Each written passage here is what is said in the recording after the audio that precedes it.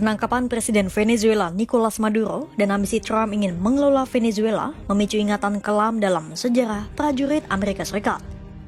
2 dekade lalu, Amerika Serikat melangkah ke Irak dengan keyakinan penuh perang akan berakhir singkat. Tapi yang tersisa dari janji itu justru trauma, di mana ribuan tentara dipulangkan di dalam peti dan ratusan ribu warga sipil tewas. Kini bayang-bayang itu kembali menghantui lewat ambisi Trump ingin mengelola Venezuela dalam jangka waktu tidak jelas. Trump yang dikenal sebagai pebisnis, nyatanya memilih pendekatan militer mencampuri urusan negara lain demi menguatkan ekonomi Amerika Serikat.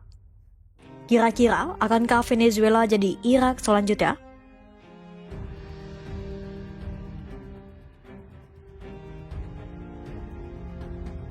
Trauma tahun 2003 itu bisa jadi terulang bukan tanpa alasan.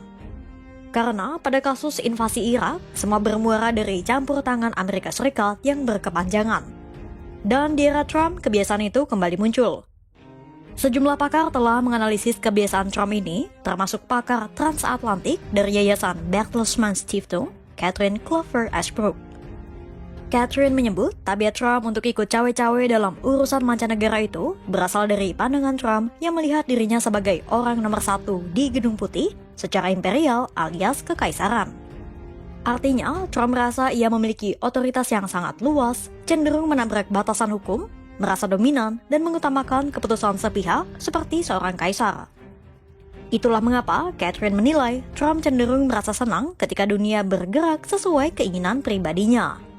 Analisis Catherine soal tabiat cawe-cawe Trump itu dipertajam oleh rekam jejak sejumlah negara yang menjadi sasaran pemboman Amerika Serikat sejak Trump menjabat.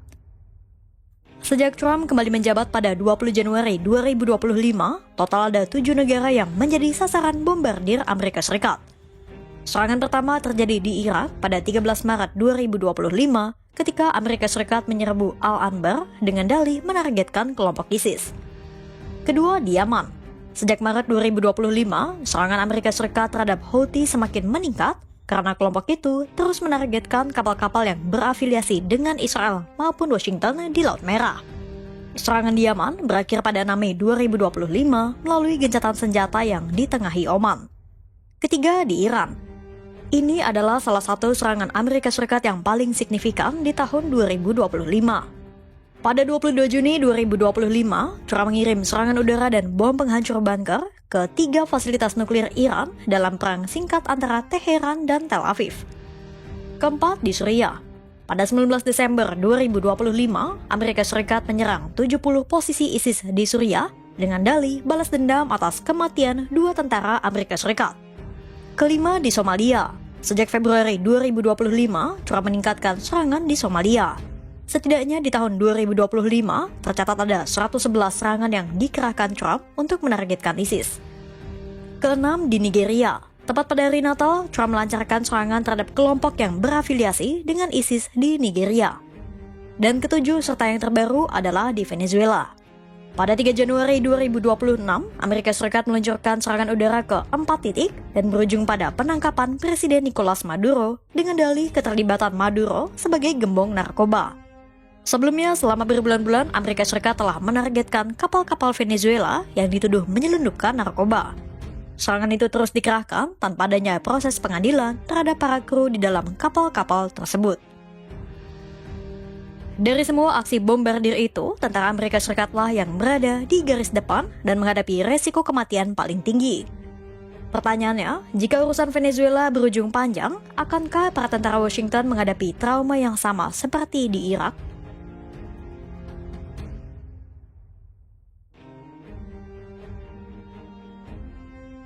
Kekhawatiran kepemimpinan Trump dapat memicu trauma di kalangan tentara itu berawal dari keputusan Amerika Serikat terlibat perang Iran dan Israel. Pada saat itu, Economist dan YouGov melakukan jajak pendapat yang menemukan bahwa 60% dari 1.512 responden Amerika Serikat tak ingin Washington terlibat dalam perang Iran-Israel. Karena keterlibatan Amerika Serikat bisa berbuntut panjang. Kematian tentara dan warga sipil yang meningkat, pangkalan Amerika Serikat jadi sasaran, keamanan Laut Merah terancam, dan ujung-ujungnya terjadilah krisis global. Intinya, warga Amerika Serikat tak ingin Washington terlibat peperangan dengan negara lain karena pada akhirnya merekalah yang terkena batunya. Sama halnya dengan kasus Venezuela.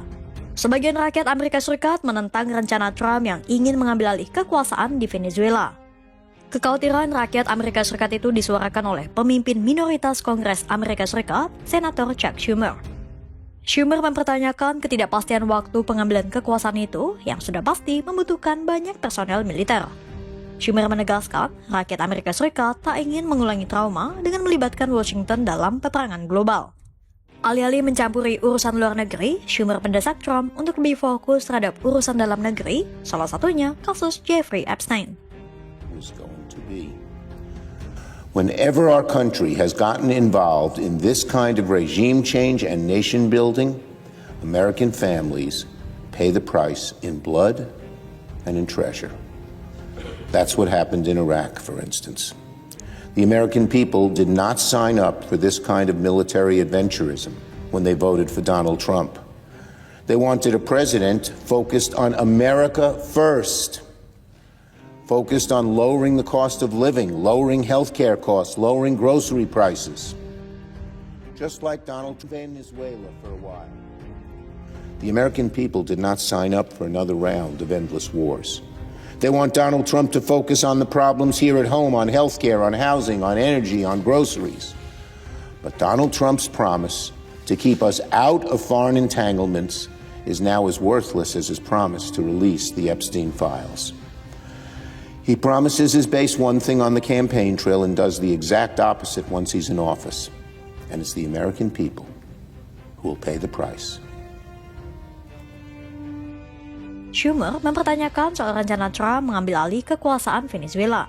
Schumer khawatir Amerika Serikat kini harus menanggung pembangunan Venezuela dengan mengerahkan pasukan dan membiayai pembangunan dalam waktu yang tak pasti. Namun, apakah kekhawatiran Schumer dan sebagian masyarakat Amerika Serikat ini akan didengar Trump?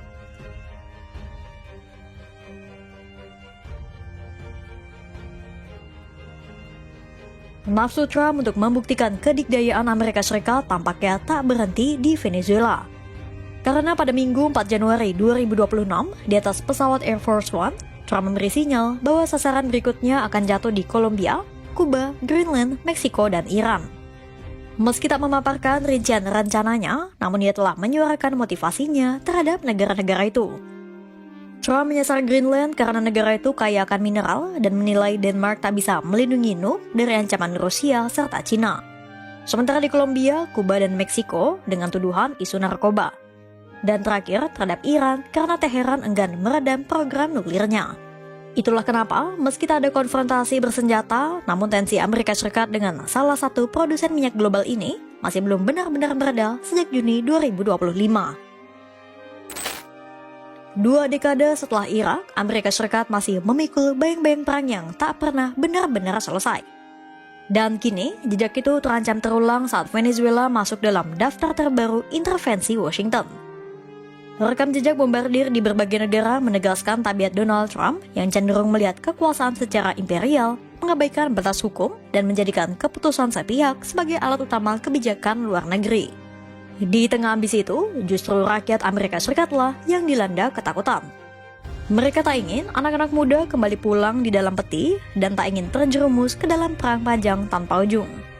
Akankah peringatan dari sejarah dan suara rakyat sendiri akhirnya didengar oleh Gedung Putih? Pantau terus perkembangannya hanya di kanal YouTube Kompas.com.